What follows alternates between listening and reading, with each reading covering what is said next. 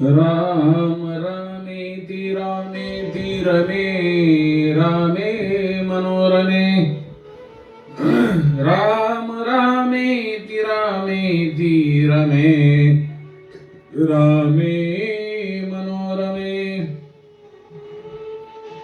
सहस्रनाम तत्तुल्यं राम नाम वरानने सहस्रनाम तत्तुल्यं राम नाम वरानने।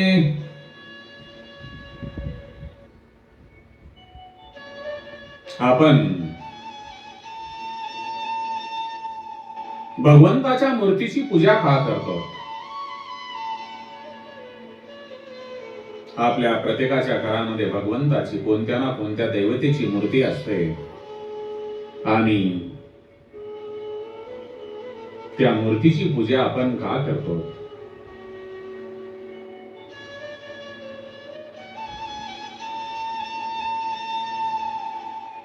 आपण घरामध्ये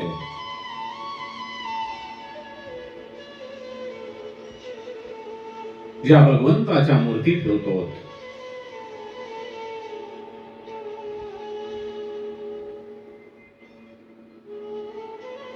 तर त्या आपण मूर्तीचे पूजन करत नसून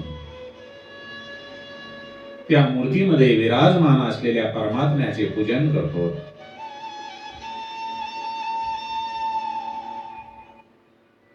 सांगण्याचे तात्पर्य हे आहे की जो परमात्मा,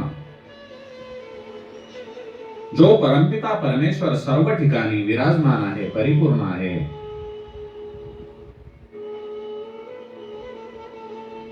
त्यांचे विशेष असे स्मरण करण्यासाठी त्यांची मूर्ती बनवून त्या मूर्तीमध्ये परमात्म्याचे पूजन केले जाते, जेणेकरून सुगमतापूर्वक परमात्म्याचे ध्यान चिंतन करता यावे।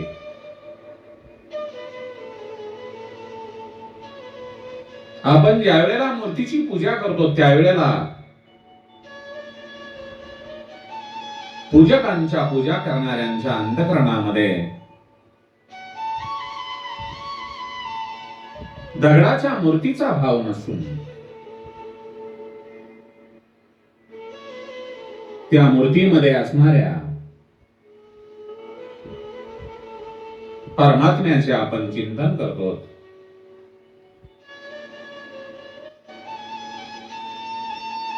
काही लोक म्हणतात मूर्ती पूजा योग्य नाही, कारण त्या मूर्तीमध्ये देव आहे का? सांगण्याचे तात्पर्य असे आहे की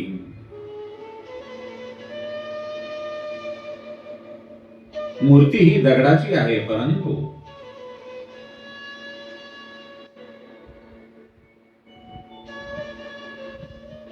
त्या मूर्तीमध्ये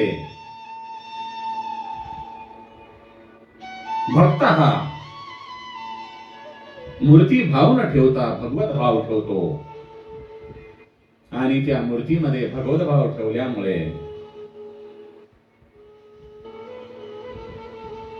त्या मूर्तीमध्ये भगवंत विराजमान होतात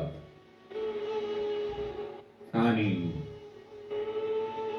त्या भगवत पूजनापासून भगवत भक्तीचा आरंभ होतो आणि भक्त सिद्ध झाला तरीही त्याचे मूर्तीमध्ये असलेल्या भगवंताचे भगवत पूजन चालूच राहते।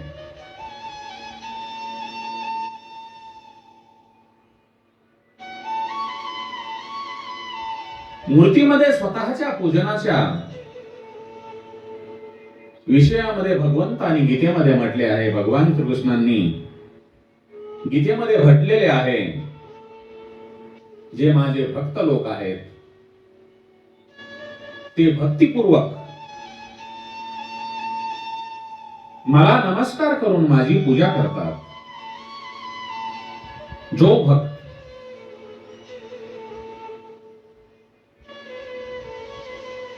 श्रद्धा प्रेमपूर्वक मला पत्र, पुष्प, फूल, जल इत्यादी प्रेमाने अर्पण करतो, त्याने दिलेला उपहार मी खाऊन टाकतो. विष्णू, शक्ती, गणेश, शिव आणि सूर्य या आपल्या ज्या पंचदैवता आहेत,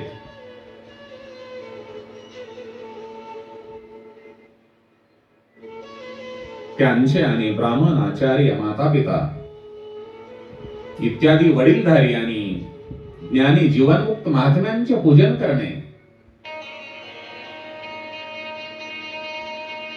हे शारीरिक तप आहे.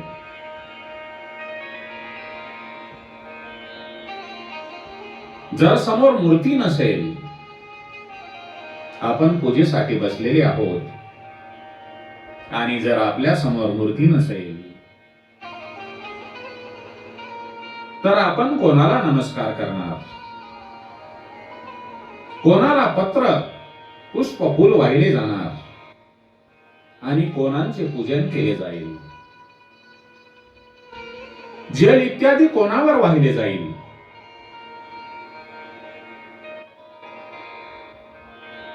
यावरून हे सिद्ध होते की गीतेमध्ये सुद्धा मूर्तीपूजेचा विषय आलेला आहे. आपल्या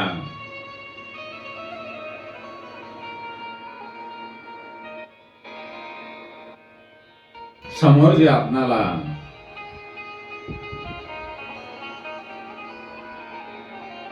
गाय, तुळस, पिंपळ, ब्राह्मण, तत्वज्ञ, जीवनमुक्त, गिरिराज, गोवर्धन, गंगा, यमुना यांचे जर पूजन केले, ते सुद्धा पूजन भगवत पूजन आहे, भगवंताची पूजा केल्यासारखे आहे.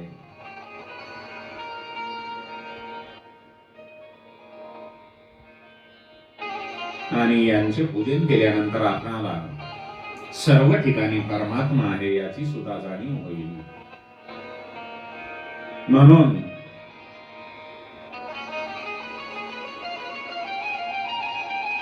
सर्व ठिकाणी परमात्म्याचा अनुभव करण्यात गौमाता इत्यादीचे पूजन करणे फार सहाय्यक आहे. कारण पूजा करणाऱ्याने सर्व ठिकाणी परमात्मा आहे असे मानणे तरी सुरू केलेले असते. परंतु जो कोणाचेही पूजन करत नाही, केवळ गप्पाच मारतो, त्यामुळे त्याला सर्व ठिकाणी चराचरामध्ये परमात्मा व्यापलेला आहे याचा अनुभव येणार नाही.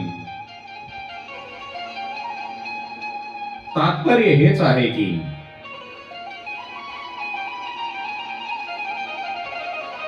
मूर्तीमध्ये भगवंताचे पूजन करणे कल्याणाचे, श्रेयाचे साधन आहे.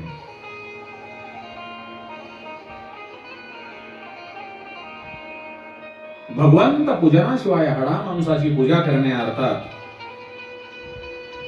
आपल्या शरीरावर सुंदर दागदागिने, चांगले कपडे घातणे, आपल्या शरीराला वस्त्राने सजविणे, चांगल्यापैकी घर बांधणे, तसेच त्याला सुंदर सुंदर सामग्रीने सजविणे,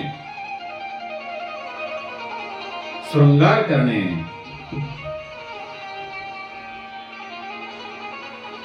इत्यादी ही मूर्ती पूजाच आहे. परंतु ती आपणाला पतनाकडे नेणारी आहे.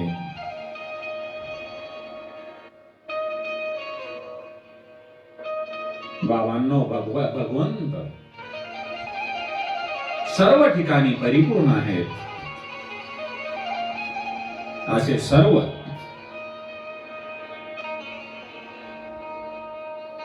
आस्तिक मानतात, परंतु वास्तविक असे मानणे त्यांचेच असते. ज्यांनी मूर्ती, वेद, सूर्य, पिंपळ, तुळशी, गौमाता इत्यादी मध्ये भगवंतांना मानून त्यांचे पूजन सुरू केले आहे. कारण जे मूर्ती, वेद, सूर्य इत्यादी मध्ये भगवंतांना मानतात ते सर्व स्वतः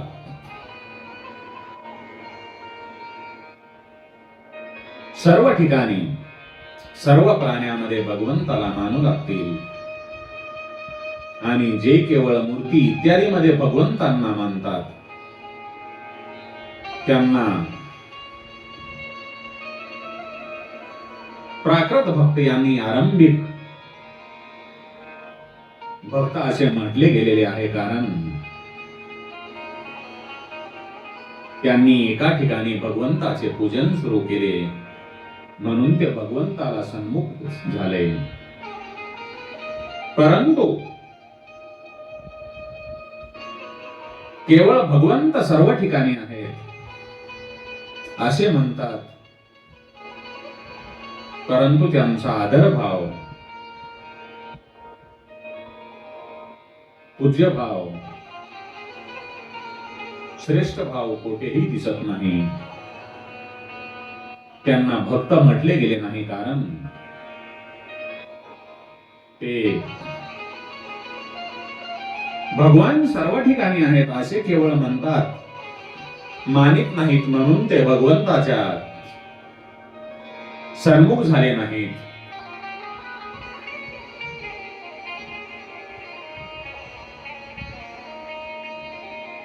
मूर्तीमध्ये भगवंताचे पूजन श्रद्धेचा विषय आहे,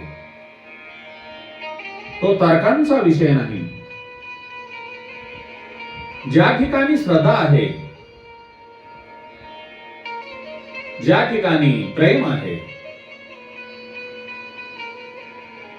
त्यांच्याच पुढे भगवंताचे महत्व प्रकट होते. त्यांच्याकडूनच केली गेलेली पूजा भगवान स्वतः ग्रहण करतात. त्यांच्याच हाताने भगवान प्रसाद ग्रहण करतात. जसे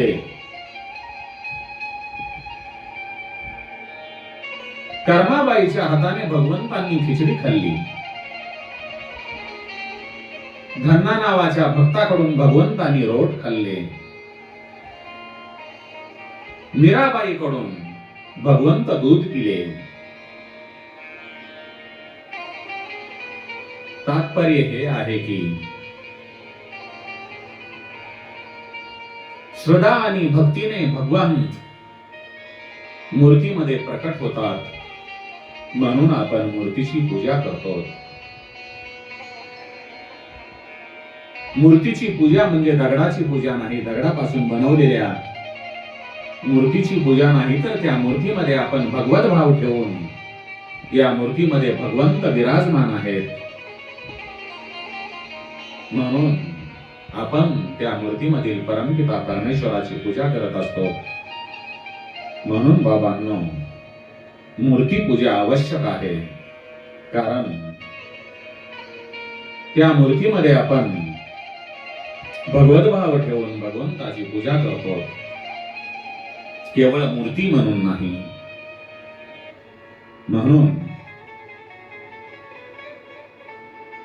आपण भगवंताच्या मूर्तीची पूजा करणे आवश्यक आहे.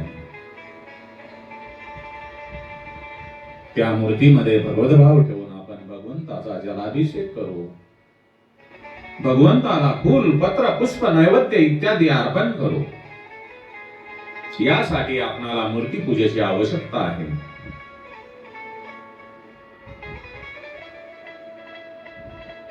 म्हणून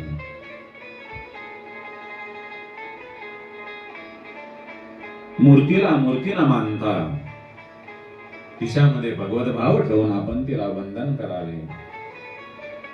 श्री राम जय राम, जय जय राम. श्री कृष्ण गोविंद हरे मुरारे, हे नाथ नारायण वासुदेवाय, हे नाथ नारायण वासुदेवाय।